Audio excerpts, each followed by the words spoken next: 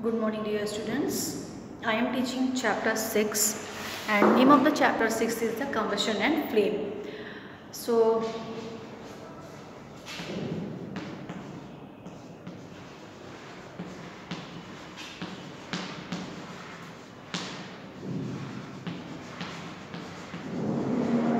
combustion and flame.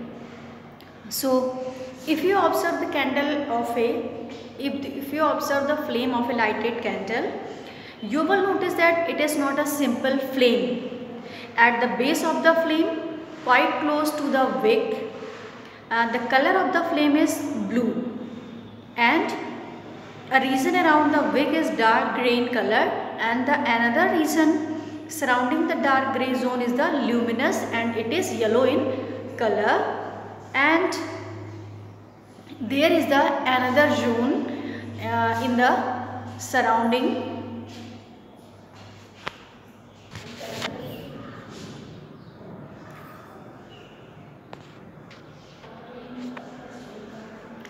and there is another zone that is the surrounding the luminous zone, which is hardly visible, and it is known as the non-luminous zone. And now let us study each zone in detail. First zone is the blue zone.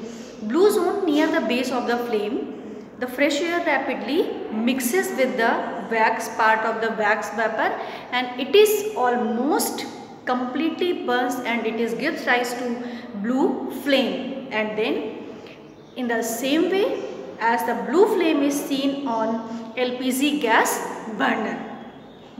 Second one is the dark inner zone. The dark inner zone, this zone consists of unburnt wax vapor given off by the molten wax, and it is the coldest part of the flame, and it is slightly dark. Why it is slightly dark? Because a part of wax vapor decomposes on heating to form carbon particles, and the presence of wax vapor can be shown by the following activity. That is the activity 6.4 to show the presence of wax vapor in dark inner zone. Take a candle of medium size and fix it on a table, and then you can light the candle. When the flame of the candle is absolutely steady, introduce a glass tubing in the dark inner zone as shown in the figure 6.11, and then you will notice that the glass tubing is filled with slightly grayish white vapor, and this start coming out from the other end of the glass tube. And when you have to bring a lighted matchbox stick near the glass tube, then you will observe that the end of the glass tubing from which vapor is coming, then you will notice that vapor catches fire easily, and it burns with a flame similar to that of the candle flame. So this is the second zone. Second zone is the dark inner zone, and when the vapor of wax is produced due to heat of the candle flame. Third one is the luminous zone. First we discussed about blue zone, second one is the dark inner zone, and third one is the luminous zone. So now we will discuss about the luminous zone. In luminous zone, you can, when you have to see diagram 6.10, you will see that a partial combustion of wax vapor takes place with the liberation of a lot of heat energy, and then this heat energy is liberated, partially decomposes the wax vapor, that is the carbon particles, and the carbon particles in turn get very hot, and it can emit yellowish light, and that is the luminous zone of a candle flame is hotter than the dark inner zone, and the presence of unburnt carbon particles, it can be demonstrated by the following activity.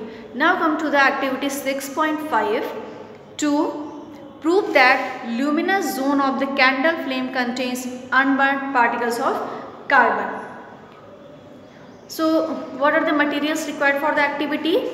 First, what you will do, take a candle of medium sized, and this candle you can fix it on a table and light the candle, and when the flame is absolutely steady, introduce a clean glass light into the luminous part of the flame, and then by holding it with the fire tongs, and this hold the glass slide in position for about 30 seconds and then remove it, and then you will, after some time, you will observe that in this activity a circular grey black ring formed on the glass slide, and such that there is no deposition of soot in the middle of ring, and the black color is due to the deposition of unburnt carbon particles in the luminous zone.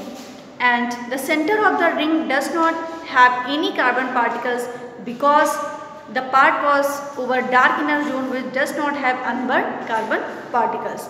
So fourth one is a non-luminous zone. It is a zone of the complete combustion of wax, vapor and carbon particles. The air from the sides of the flame mixes with unburnt wax, vapor and carbon particles from the luminous zone, and then it is completely burns them to form carbon dioxide gas and water vapor. And this is the hottest and part of the flame which is hardly visible. Its presence can be shown by the following experiments. You have to read activity 6.6 and activity 6.7. Then did you know? Now come to the fuels and their types.